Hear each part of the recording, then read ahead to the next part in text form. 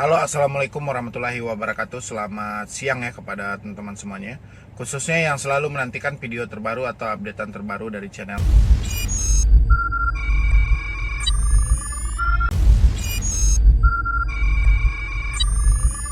Seperti judul video hari ini, yaitu nasib debt collector itu ada di tangan debetur gitu. Ya. Kenapa saya bilangin nasib debt collector ini ada di tangan debetur? Karena debt collector ini tugasnya menjemput tagihan.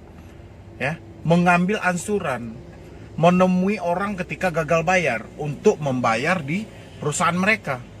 Ya, tapi kenyataannya sekarang ini orang tidak mampu bayar.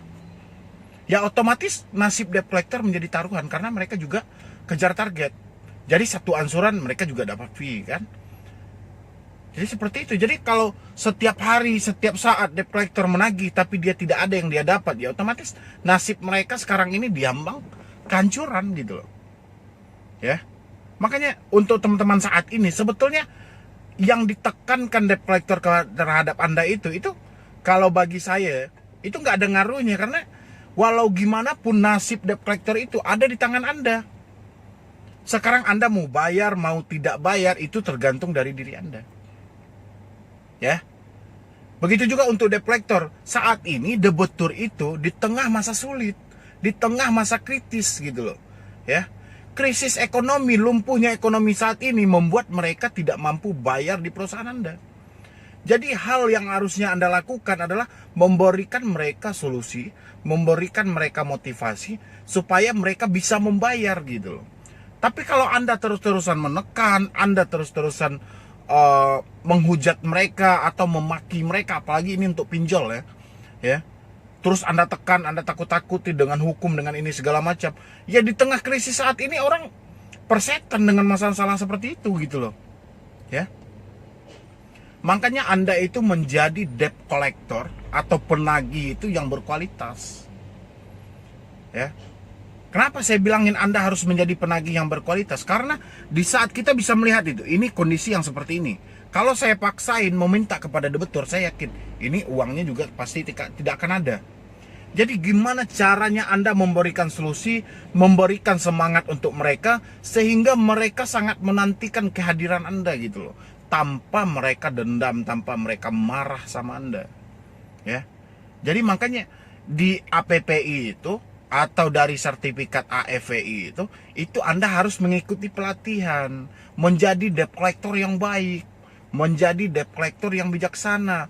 Kita bisa mengatasi sesuatu di tengah masa sulit. Ya. Makanya kalau Anda terusan tekan mereka, Anda terus tekan debt collector ini, saya yakin di tengah situasi seperti ini orang semuanya udah di ujung kehidupan gitu loh. Mereka juga nggak tahu ke depannya apakah mereka masih bisa bertahan hidup atau mereka akan mati. Ya nggak mungkin juga mereka akan memikirkan hutang gitu loh. Ya, makanya berilah mereka, beri mereka motivasi, beri mereka solusi, beri mereka supportan, dukung mereka, sehingga apabila suasana nanti kembali kondusif, Anda datang ke situ tidak ada rasa takut dan mereka tinggal langsung bayar. Ya, untuk debt collector.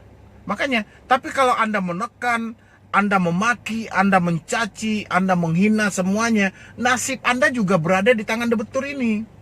Ya, kalau debetur tidak mau bayar, ya Anda otomatis tidak dipergunakan lagi oleh kantor Anda. Ya buat apa? Nggak mungkin juga mereka akan memberikan Anda uang terus-menerus gitu loh. Sementara yang Anda hasilkan tidak ada gitu loh. Ya, makanya yang diperintahkan leader Anda, yang diperintahkan manajer Anda dari kantor untuk menjemput tagihan, Anda lihat dulu kondisi debetur ini seperti apa. Ya, karena yang berada di lapangan itu Anda gitu.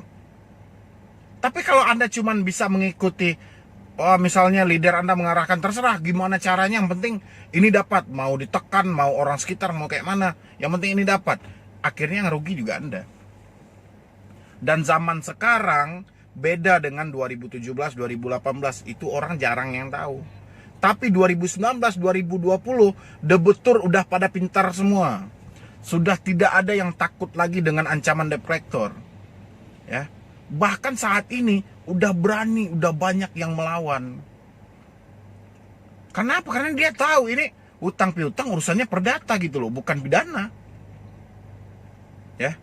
Makanya saat ini yang dibutuhkan lahirnya debt collector yang betul-betul bijak gitu. Yang betul-betul bisa mencairkan suasana. Jadi ketika ketegangan terjadi di tengah masyarakat, atau Anda berada di tengah masyarakat itu, Anda bisa mengatasi segera gitu loh. Ya. Jadi kalau Anda cuman bisa menekan, memaki ini, Anda cuman berada di balik layar Anda aja, atau datang ke rumah orang itu dengan teriak-teriak, dengan marah-marah, orang-orang udah nggak ada takut. Justru malah petaka yang terjadi sama Anda. Ya. Orang udah kesal, orang udah jenuh ini, berada di rumah orang udah jenuh. Ditambah lagi dengan kehadiran Anda, ditambah lagi Anda teriak-teriak, ya kan? Bisa-bisa nanti kayu yang sampai di kepala Anda. Ya. Saya cuma mengingatkan di sini, saya cuma mengingatkan. Jadi umumnya subscriber saya orang-orang yang sudah tidak mampu bayar pinjol, bank, leasing semuanya. Umumnya gitu loh. Jadi mereka mencoba ngetik di YouTube solusi hutang, atau tip membayar hutang, atau cara mengatasi debt collector, dan dia menemukan channel ini. Dan otomatis saya akan mengarahkan. Saya arahkan karena apa? Karena nasib debt collector berada di tangan debitur. Ya. Jadi debt collector yang membanggakan diri seolah-olah dia di atas segalanya, itu hasilnya nol. Kalau bukan kita yang membayar, mereka juga tidak akan dapat gaji dari kantornya. Jadi untuk teman-teman yang saat ini ditekan debt collector, jelaskan nasib Anda ada di tangan saya. Kalau Anda terus-terusan menekan saya, Anda terus-terusan menghina saya, siap-siap Anda akan dikeluarkan oleh perusahaan Anda. Saya tidak akan bayar, silakan Anda proses. Kayak gituin aja, kita nggak peduli mau debt collector bank, leasing, pinjol, mau debt collector apapun gitu loh. Rentenir sekalipun juga seperti itu. Jadi intinya Anda nggak perlu takut, karena kita saling ketergantungan. Debt collector mendapatkan tagihan dari kita, ya, dia mendapatkan gaji dari perusahaan. Debt collector tidak mendapatkan tagihan dari kita, dia akan dipecat dari perusahaan. Sekarang dia marah-marah sama kita, ya jangan. Anda tinggal tekankan hal yang seperti itu. Ya, tidak ada yang perlu Anda takutkan, tidak ada yang perlu Anda cemaskan. Debt collector, apalagi yang untuk ilegal. Kalau ilegal saya sarankan hentikan pembayaran. Tanpa kecuali, kapan perlu Anda tidak bayar sama sekali. Ya. Kalau debt collectornya tidak berani datang ke rumah Anda, hentikan pembayaran. Terserah dia mau nelpon orang sekitar, mau nelpon siapa, terserah. Kalau pinjol ilegal, ini untuk yang legal ya. Untuk yang ilegal yang tadi, ini untuk yang legal. Kalau untuk yang legal yang sering datang ke rumah Anda, tolong jelaskan ke mereka. Kalau dia teriak-teriak, Anda jelaskan seperti yang saya bilangin. Nasib Anda ada di tangan saya gitu. Ngapain Anda keras-keras? Saat ini saya tidak ada uang. Anda mau teriak seperti apapun, saya tidak ada uang. Ukurannya di tengah situasi seperti ini, Anda berikan saya solusinya. Anda berikan saya tipnya. Kalau solusinya cuma bayar, itu percuma Anda hadir di sini gitu. Di tengah lumpuhnya ekonomi saat ini. Berarti kan dia memang nggak punya otak itu debt collector itu kan.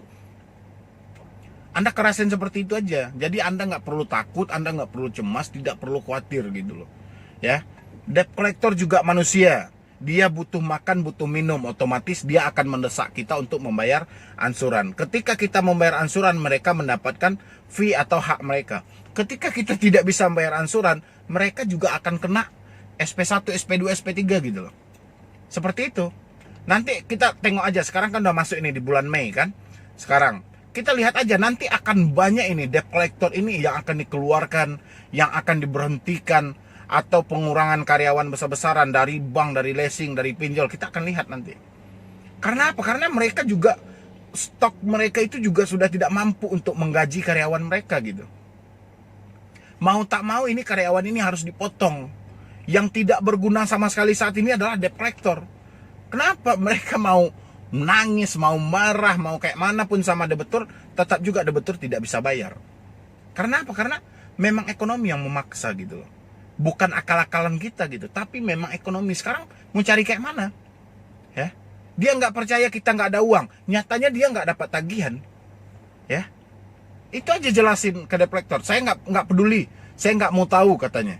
Saya yakin Anda harus bisa mencarikan uangnya. Sekarang tanya aja ke diri Anda menagih sudah berapa banyak? Ada nggak orang yang membayar? Ya. Tapi kita juga nggak bisa percaya dengan omongan debt collector. Nanti kalau kita tanya ada nggak orang yang bayar? Ada katanya kan. Makanya contohnya itu aja.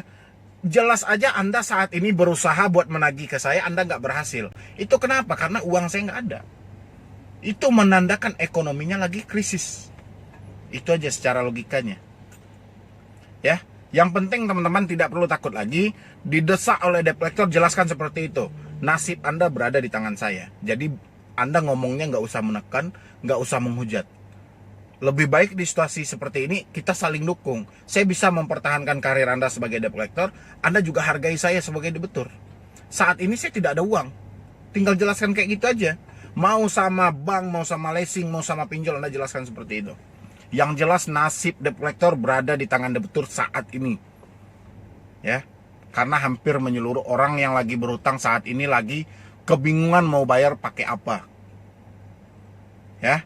Jangan sampai permasalahan ini menyiksa diri Anda terus-menerus, menekan diri Anda terus-menerus. Saatnya Anda bangkit, saatnya Anda keluar dari keterpurukan ini. Jangan pernah takut, hadapi semuanya.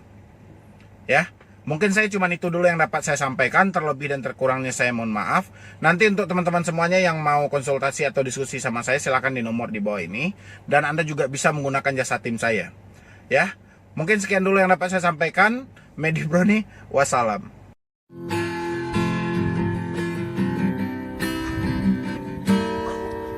Hilang, kinilah hilang, sampai baio bagi rasa batenggang, kama batenggang di buah mana putuhnya cinta.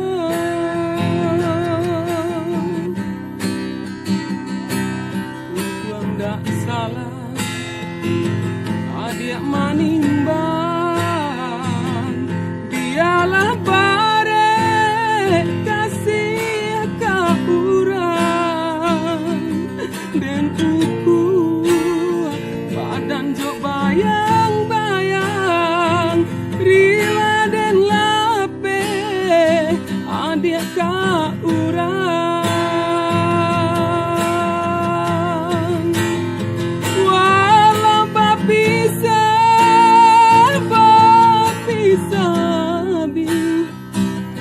Abi banget kasihan di hati, baiklah adi yang membawa hati, jong doa suci dena iringi, elo lah adia balai, untung tak tumpah.